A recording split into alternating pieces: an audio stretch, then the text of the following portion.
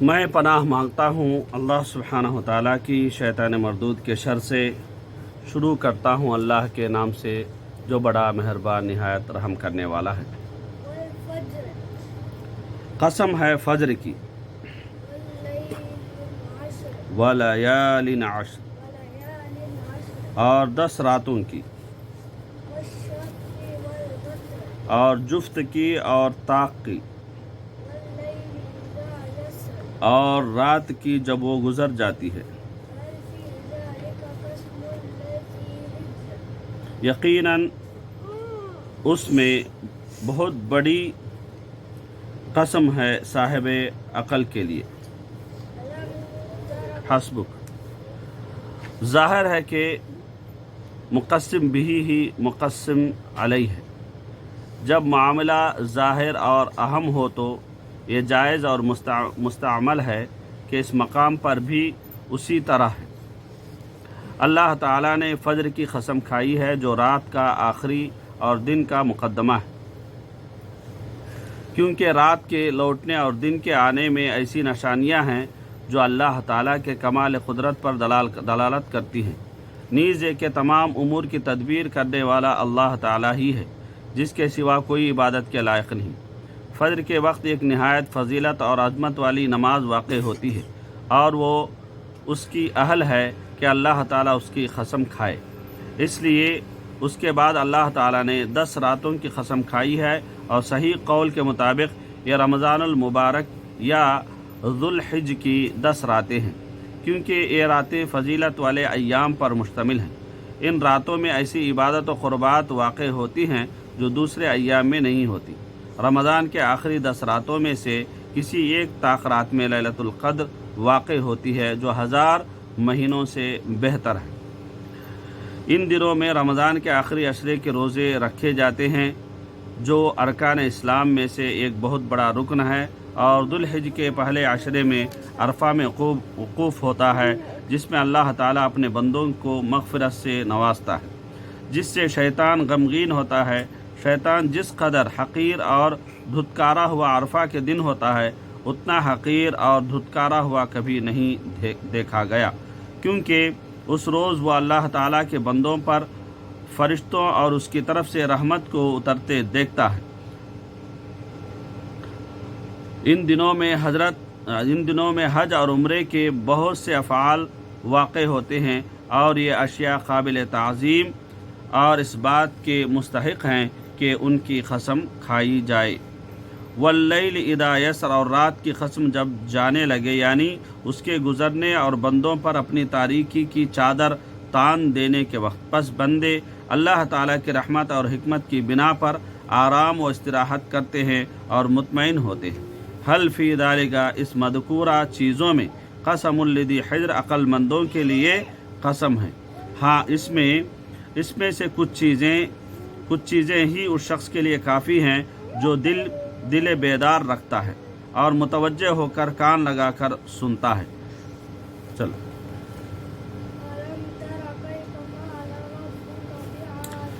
کیا نہیں دیکھا آپ نے کیسا سلوک کیا آپ کے رب نے عاد کے ساتھ، یعنی ارم جو ستونوں والے تھے،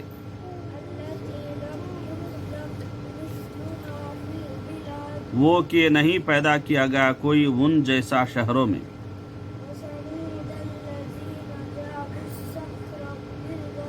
اور قوم سمود کے ساتھ وہ جو تراشتے تھے چٹانوں کو وادی میں، اور فرعون میخوں والے کے ساتھ، وہ جنہوں نے سرکشی کی شہروں میں، بس زیادہ کیا انہوں نے ان شہروں میں فساد،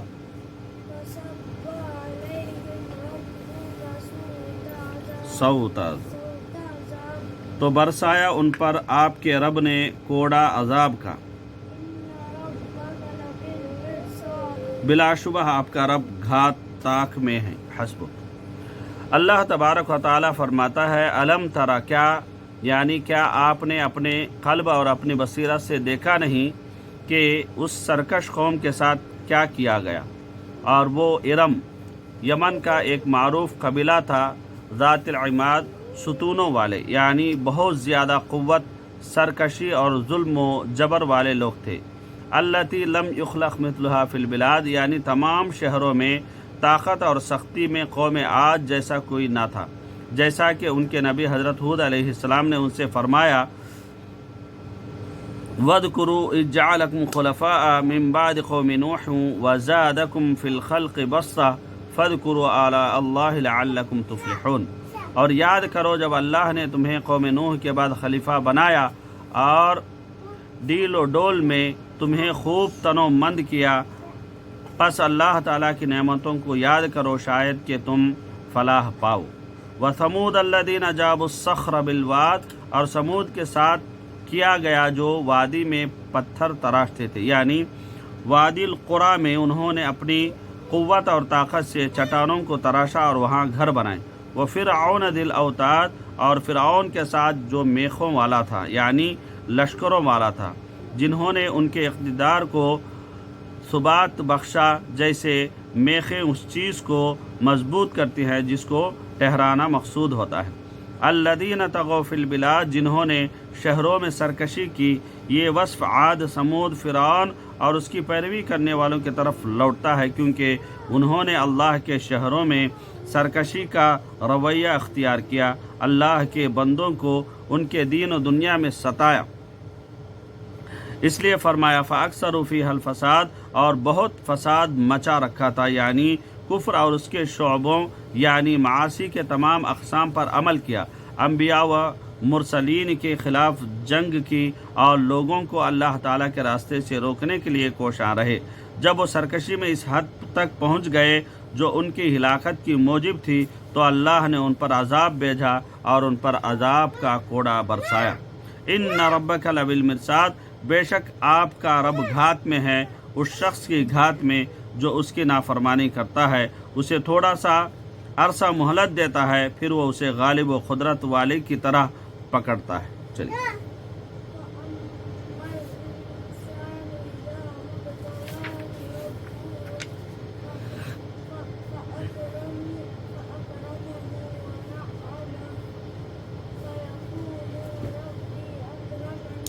بس لیکن انسان جب آزماتا ہے اس کو اس کا رب، پھر وہ عزت دیتا ہے اس کو اور نعمت دیتا ہے اس کو، تو وہ کہتا ہے میرے رب نے مجھے عزت بخشی۔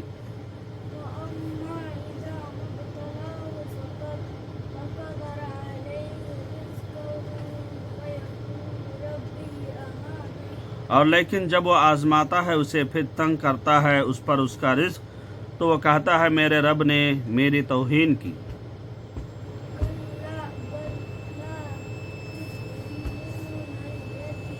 ہرگز نہیں، بلکہ نہیں قدر کرتے تم یتیم کی۔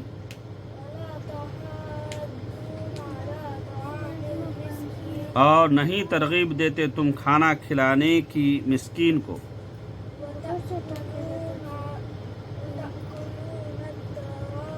تراث، اور تم کھا جاتے ہو میراث کا مال خوب سمیٹ سمیٹ کر۔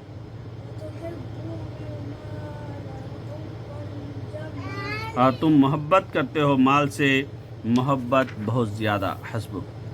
اللہ تبارک و تعالی انسان کی فطرت کے بارے میں آگاہ فرماتا ہے جیسا کہ وہ ہے، نیز یہ کہ وہ جاہل اور ظالم ہے، اسے اپنے انجام کا کوئی علم نہیں، وہ جس حالت میں ہوتا ہے اس کے بارے میں سمجھتا ہے کہ وہ ہمیشہ رہے گی اور کبھی زائل نہ ہوگی۔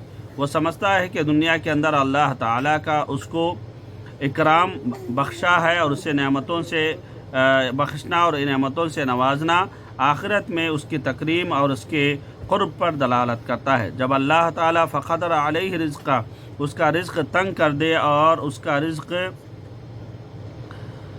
نپاتلا ہو جائے اور وافر نہ ہو، تو وہ سمجھتا ہے کہ یہ اللہ تعالیٰ کی طرف سے اس کی اہانت ہے۔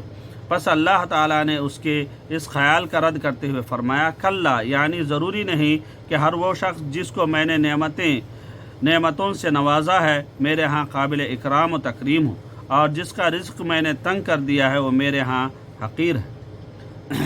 دولت مندی اور محتاجی، رزق کی کشادگی اور تنگی تو تو اللہ سبحانہ و تعالیٰ کی طرف سے آزمائش اور امتحان ہے، جس کے ذریعے وہ بندوں کا امتحان لیتا ہے تاکہ وہ دیکھے کہ کون اس پر شکر اور صبر کرتا ہے، تاکہ وہ اسے ثواب جزیل سے نوازے۔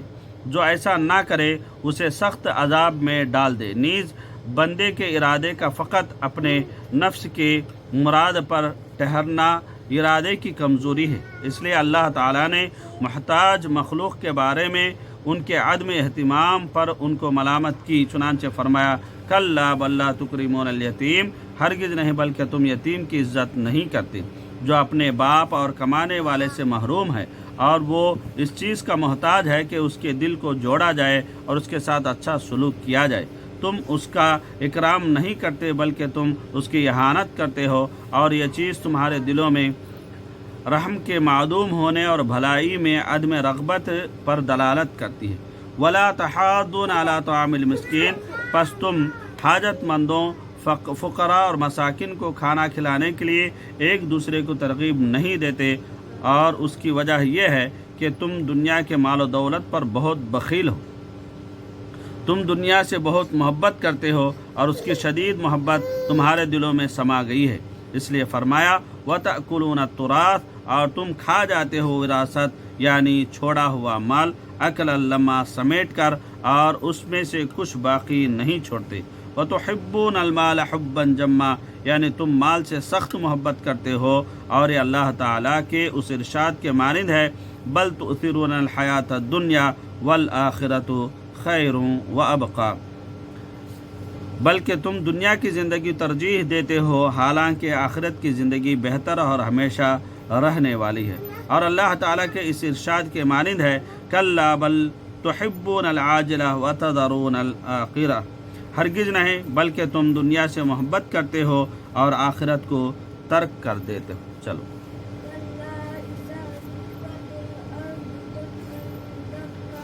ہرگز نہیں جب کوٹ کر ہموار کر دی جائے گی زمین ریزہ ریزہ کر کے،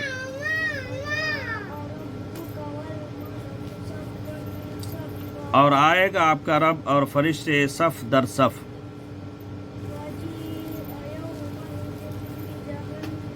اور لائی جائے گی اس دن جہنم، اس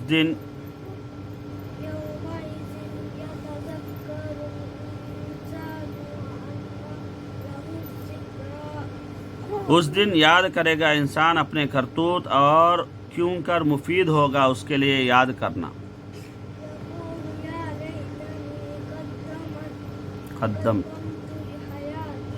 اور کہے گا اے کاش آگے بھیجا ہوتا میں نے اپنی اس زندگی کے لیے۔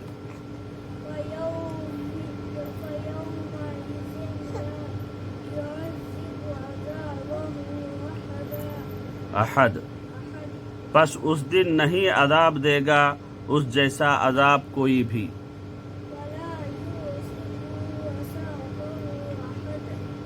اور نہ جکڑے گا اس جیسا جکڑنا کوئی بھی۔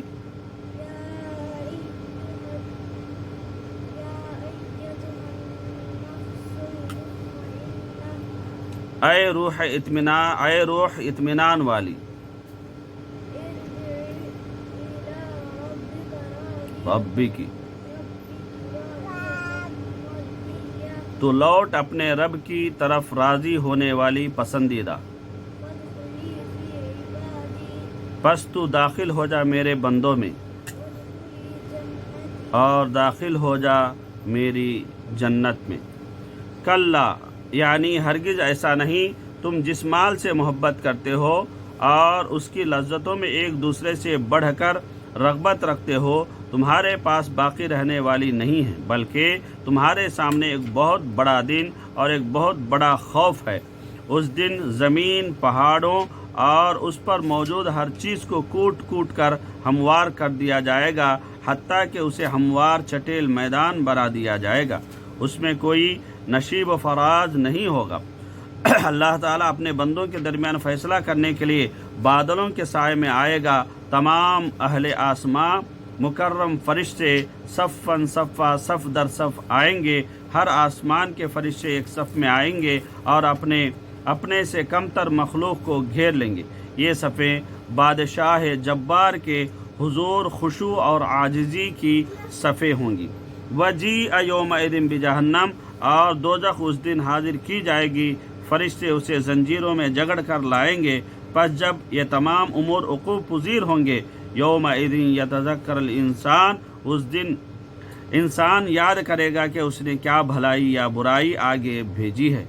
व अन्ना लहु ज़िक्रा, मगर इस तंबीह से उसे फ़ायदा क्या मिल सकेगा, उसका वक्त गुज़र चुका और उसका ज़माना बीत गया।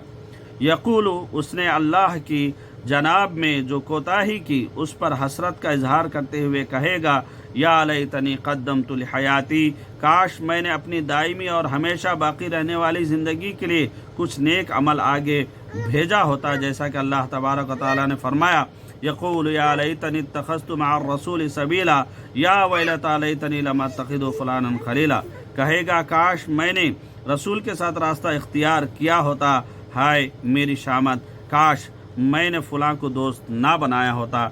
इन आयत करीमा में दलील है कि वो ज़िंदगी जिसके कमाल के हुसूल और उसके लज्जात की तकमील की कोशिश करनी चाहिए, वह आखिरत के घर की ज़िंदगी है, क्योंकि आखिरत का घर दारुल खुल्द है और दारुल बका है। फ़यौमइदिन ला युअज़्ज़िबु अज़ाबहु अहद, बस उस दिन कोई अल्लाह के अज़ाब की तरह अज़ाब नहीं देगा उस शख्स को जिसने उस दिन को मुहम्मल जाना और उसके लिए अमल को फरामोश कर दिया। वला यूसिक़ु वसाक़हु अहद, और न कोई वैसा झगड़ेगा। पस उन्हें आग की जंजीरों में बांधा जाएगा और चेहरों के बल खवलते हुए पानी में घसीटा जाएगा, फिर आग में उनको जलाया जाएगा। पस ही मुजरिमों की सज़ा है। वो शख्स जो अल्लाह ताला पर ईमान लाया है, उसी पर मुतमईन हुआ और उसने उसके रसूलों की तस्दीक की, तो उससे कहा जाएगा, या अय्यतुहन नफ्सुल मुतमइन्ना, ऐ अल्लाह के ज़िक्र से इत्मीनान और उसकी मोहब्बत में सुकून हासिल करने वाले नफ्स, जिसकी आंखें अल्लाह ताला के ज़रिए ठंडी होती हैं, इरजिई इला रब्बिक, अपने रब की तरफ लौट चल, जिसने अपनी नेमतों के ज़रिए से तेरी नशोनुमा की है। राज़ियतम मर्दिया, यानी अल्लाह ताला और उसके सवाब से राज़ी होकर, जिससे अल्लाह ताला ने तुझको सरफराज फरमाया और अल्लाह ताला तुझसे राज़ी हुआ। फ़दख़ुली फ़ी इबादी वदख़ुली जन्नती, पस तू मेरे बंदों में दाखिल हो जा और मेरी जन्नत में दाखिल हो जा। क़यामत के रोज़ इन अल्फाज से रूह को मुखातिब किया जाएगा और इसी खिताब से मौत के वक्त और अल्लाह ताला के पास ले जाते हुए उसको मुखातिब किया जाएगा। अल्लाह सुब्हानहु व तआला नफ्स मुतमइन्ना का हामिल हमें बनाए और उन खुशनसीबों में से बनाए जिनको अल्लाह सुब्हानहु व तआला जन्नत की तरफ दावत दें। आमीन। ज़ाकुमुल्लाह खैरन। वस्सलामु अलैकुम व रहमतुल्लाहि व बरकातुहू।